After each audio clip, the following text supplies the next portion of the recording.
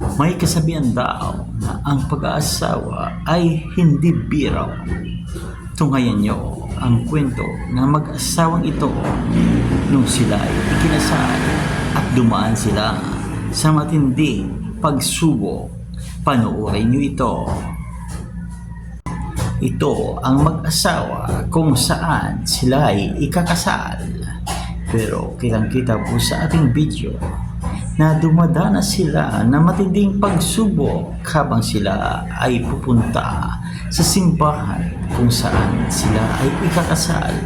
Kitang-kita po naman kung gaano kahirap tinawid ang tulay na ito. Kitang-kita po na ang kanyang ay magiging asawa ay hirap na hirap sa paglakad dito sa tulay na ito.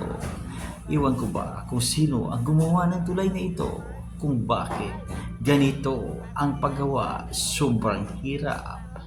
Kitang-kita naman po sa ating video, sa ating camera, kung paano tawirin ang tulay na ito.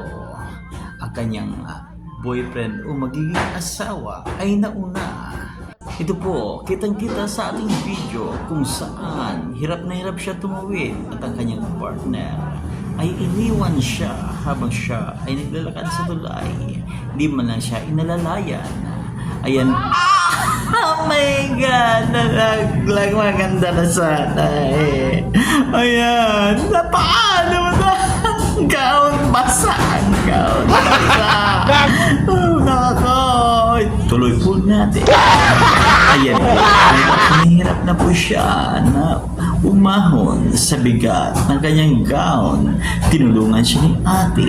Samantala, ang kinasakyan na bangka ay lalong lumubog na naman.